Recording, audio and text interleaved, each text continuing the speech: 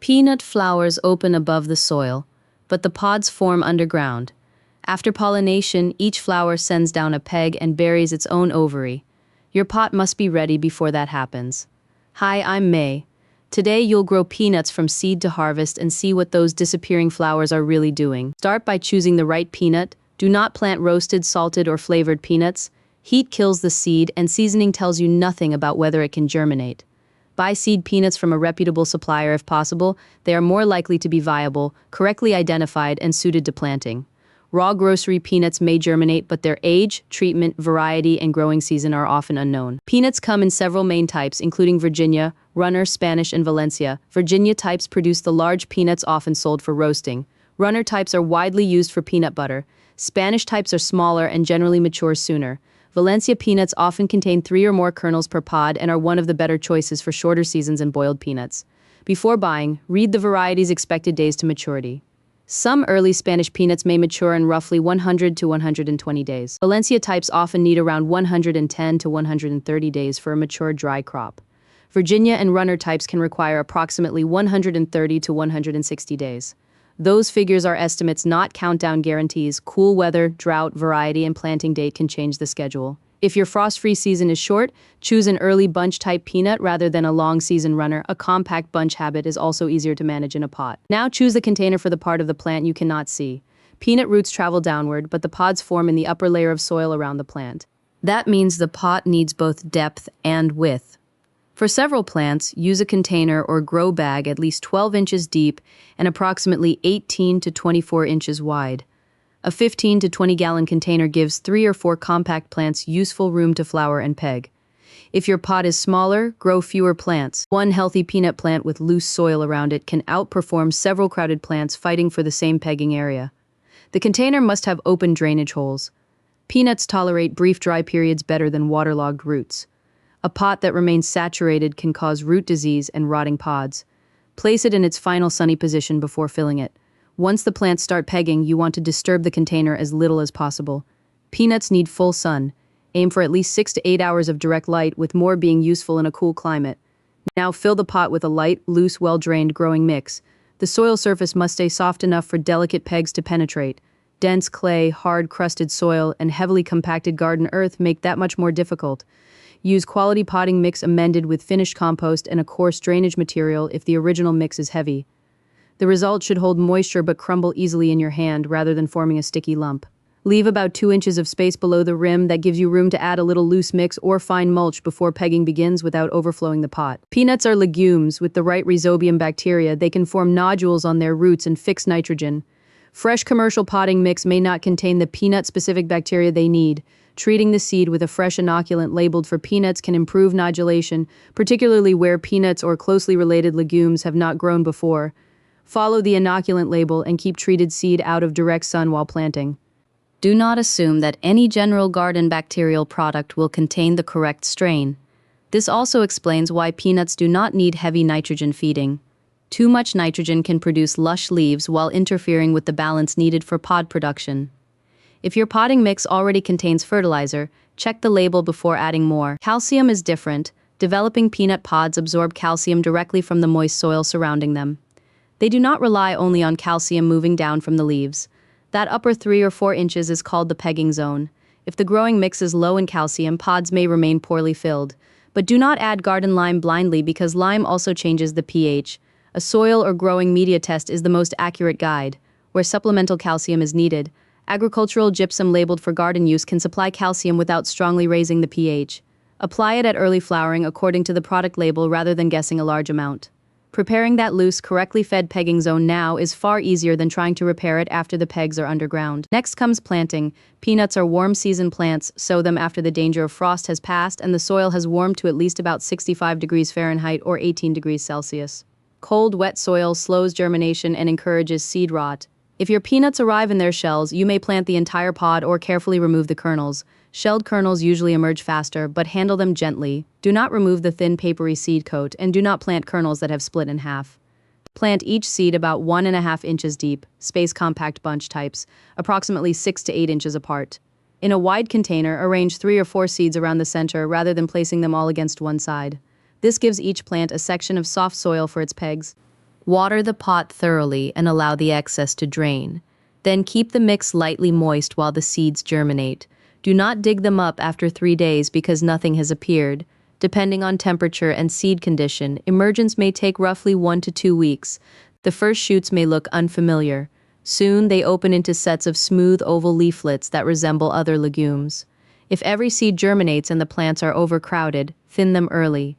Cut the weakest seedling at soil level rather than pulling it through the developing roots of its neighbors. During the first month, concentrate on building compact, healthy plants. Water deeply whenever the upper inch of mix begins to dry. Avoid tiny daily splashes that wet only the surface. At the same time, do not leave a saucer full of stagnant water beneath the pot. Peanuts need consistent moisture, but their most important watering period comes later, during flowering, pegging, and pod development. Feed cautiously. If growth is pale and your potting mix contains little nutrition, use a balanced vegetable fertilizer at the labeled rate. Avoid repeatedly applying a high nitrogen lawn feed. Healthy peanut plants should stay relatively low and bushy. Depending on the variety, branches may remain in a compact clump or spread across more of the soil surface. Keep the pot free of weeds now while cultivation is still safe. Remove weeds gently and break any surface crust without digging deeply. Soon the plant reaches the stage that makes this crop extraordinary. Peanuts often begin flowering roughly 30 to 40 days after emergence, although timing varies. Look low on the plant for small, bright yellow pea-like flowers. The flowers are usually self-pollinating. They may open in the morning, complete their work, and fade quickly. A flower disappearing after a day is normal, but the flower is only the beginning. After pollination and fertilization, the stalk beneath the ovary begins lengthening. This structure is called a peg, or gynophore. The peg bends toward the ground. Its pointed tip carries the fertilized ovary downward until it penetrates the soil, so the flower itself does not crawl beneath the surface. The petals fade above ground while the peg carries the future peanut pod below. About 10 days after flowering, you may begin seeing these thin, pointed pegs curving down from the lower branches. Watch carefully and you can follow the transformation. One day, the tip hangs above the soil. A few days later, it has entered the mix and disappeared. Once underground, the peg grows another short distance, then its tip turns sideways and begins swelling into a pod. Under favorable warmth and moisture, pod and seed development continues for several weeks. This is when the surface of the pot becomes protected territory. Stop digging, hoeing, or turning the soil around the plants. A peg is not a root that will simply regrow after you break it. A damaged peg usually means a lost pod. Pull small weeds by hand while holding the surrounding soil steady. Better still, control weeds before flowering, so very little work is needed now. Just before, or at early flowering, add a thin layer of loose potting mix or fine organic mulch around the plants if the surface has settled or crusted. Keep that layer light and open. Do not bury the stems and leaves under a deep mound. The goal is to give the pegs an easy landing area, not smother the plant. Now keep the moisture steady. Water shortage during flowering and pegging can sharply reduce the harvest, but flooding the pot removes oxygen and encourages disease. Check the mix with your finger, then water deeply when the upper layer begins drying. Apply water gently so you do not expose or wash sideways the pegs entering the surface. A layer of fine mulch can reduce crusting and evaporation, but inspect beneath it. Slugs, pillbugs, and other pests may shelter in constantly damp material. The plant will continue producing flowers over several weeks. This means pods under the same plant will be at different stages of maturity. Some will be filling while newer pegs are just entering the soil. This creates the main harvest decision. Wait long enough for most pods to mature, but not so long that the oldest pods detach and remain behind. During pod filling, watch the leaves. Healthy foliage supports the underground crop. Leaf spots, rust, mites, caterpillar damage, and viruses can weaken the plant before the pods finish. Do not treat every spot with a random pesticide. Identify the problem first and use only a product labeled for peanuts and edible crops in your location. Observe every pre-harvest interval on the label. Good airflow, full sun, watering the soil rather than constantly wetting the foliage, and removing badly diseased debris can reduce disease pressure. As the expected maturity date approaches, resist the temptation to pull the entire plant just to check it.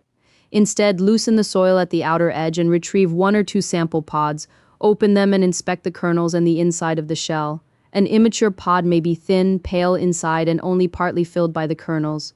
A mature dry peanut has plump kernels, more developed seed coat color, and darker markings inside the shell. You can also scrape the middle of the outside shell with a knife. As a pod matures, the color beneath the scraped surface progresses from pale shades toward brown and eventually dark brown or black. You're looking for most pods to be mature, not every last flower's pod. The foliage provides another clue. As the crop reaches maturity, leaves begin turning yellow and the plant starts declining. But yellow leaves alone are not proof. Drought, nutrient problems, and disease can also cause yellowing. Combine the foliage signal with the variety's expected maturity and the sample pod test. If you want green peanuts for boiling, you can harvest earlier, often around 90 to 110 days, depending on the variety and conditions. The pods should be full-sized and the kernels developed but still moist. Green peanuts are perishable. Cook them promptly or refrigerate them. They are not the same product as fully dried peanuts prepared for roasting or storage. For dry peanuts, many varieties require roughly 120 to 150 days, with long-season runners sometimes needing more. As the plant nears dry peanut maturity, reduce watering. Do not keep heavily irrigating a mature Spanish-type crop, because kernels may begin sprouting inside the pods under warm, wet conditions. Choose a dry day for harvest. For a flexible grow bag, loosen the sides and tip the contents carefully onto a tarp. For a rigid pot, run a narrow tool around the inside edge. Place the container on its side and ease out the whole root ball. Do not pull only on the stems while the soil is still tight. Mature pods are connected by fragile pegs. If those pegs snap, part of your harvest remains in the pot. Break the soil apart gently and lift the plant with the pods attached. This is the reveal you have been waiting for. The peanuts are not growing from the roots. They hang from pegs extending from the branches into the soil, each pod marking a flower that successfully completed the journey underground. Search through the loose mix for any pods that detached, then shake away excess soil without striking the pods together. If you're harvesting green peanuts for boiling, separate and wash them now. Refrigerate them until cooking. If you want dry peanuts, curing is part of the harvest, not an optional extra. Hang or place the whole plant upside down in a warm, dry, well-ventilated, rodent-free area for about 1 to 2 weeks.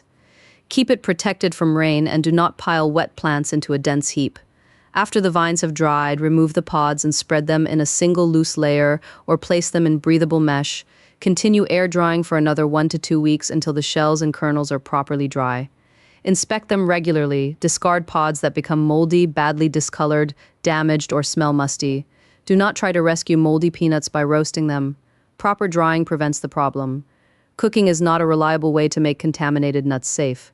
Poorly dried peanuts can support mold growth, so never seal damp pods in a jar or plastic bag. Store only properly cured peanuts in a cool, dry, well-ventilated place protected from insects and rodents.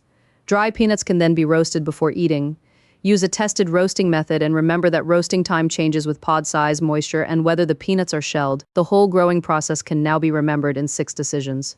First, choose viable seed peanuts and match the variety's maturity time to the number of warm, frost-free days you actually have. Second, use a wide pod at least 12 inches deep with free drainage and loose soil that the pegs can penetrate. Third, sow after the soil reaches about 65 degrees Fahrenheit. Space the plants rather than crowding them, and avoid heavy nitrogen feeding. Fourth, prepare the pegging zone before flowering. Keep it loose, confirm whether calcium is needed, and stop disturbing the surface once the pegs begin entering. Fifth, maintain steady moisture through flowering and pod filling, then use sample pods, not the calendar alone, to decide when most of the crop is mature.